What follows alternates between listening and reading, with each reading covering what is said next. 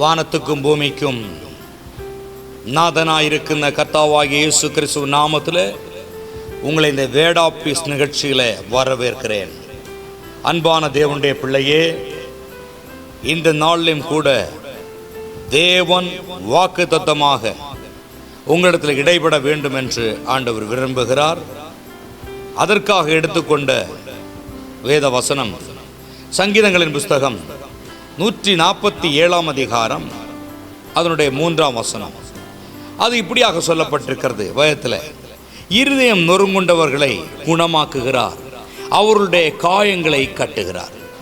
ஆம் தேவனுடைய பிள்ளையே, இன்று இந்த நாளில் இருதயம் நொறுங்குண்டு நறுங்குண்டதுமாய் வந்திருக்கிற உங்களை ஆண்டவர் குணமாக்கவும் உங்கள் காயங்களை கட்டவும் இன்றைக்கு அவர் உன் வீடு தேடியே வந்திருக்கிறார்.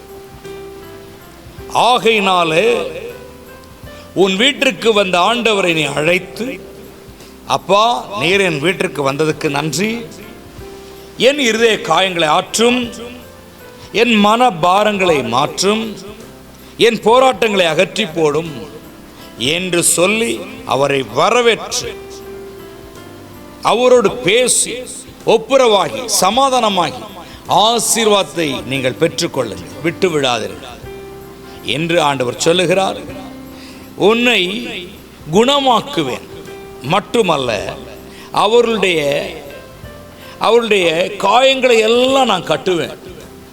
நீங்கள் எந்த சூழ்நிலை, எந்த காயங்கள் உங்களுக்கு இருக்கிறது, எப்படிப்பட்ட பிரச்சனை இருக்கிறது என்று எனக்கு தெரியாது. ஆனால் தேவன் எல்லாம் அறிந்தவராய் இருக்கிறார். ஆகையினாலே எல்லாம் அறிந்த ஆண்டவரிடத்திலே நம்மை ஒப்பு கொடுத்து பிரார்த்தனை செய்வோம். கண்களை மூடவும் ஜெபிப்போம். மகா இரக்கமுள்ள ஆண்டவரே, உமக்கு கோடான கோடி ஸ்தோத்திரம் அப்பா. இதை பார்த்து கொண்டிருக்கிற ஒவ்வொரு கண்ணோக்கி பார்த்து ஆசீர்வதி. இந்த நாளிலேயும் கூட ஆண்டவரே, நீர் தரிசனமாய் காண்பிக்கிற காரியம், அநேகர் இருதய காயத்தோடு இருக்கிறார்களே, அநேகர் தாகத்தோடு இருக்கிறார்களே, அநேகர் வாஞ்சியோடு இருக்கிறார்களே, அநேகர் பாரத்தோடு இருக்கிறார்களே. ஆண்டவர், இவர்கள் யாவரையும் கண்ணோக்கி பார்த்து என் ஆண்டவர் அற்புதம் செய்யணுமே நான் செபிக்கிறேன். நான் இவர்களுக்காக மன்றாடுகிறேன். ஆண்டவர் பரத்திலிருந்து உம்முடைய அற்புத கரத்தை நீட்டணுமே நான் செபிக்கிறேன். உம்முடைய கரத்தை வைக்கணுமே நான் செபிக்கிறேன். நொறுங்குண்டதுமான இருதயத்தை நீர் புறக்கணிக்கிறதில்லை. அவர்களை சேர்த்து கொள்ளுகிற தேவன் நீர்.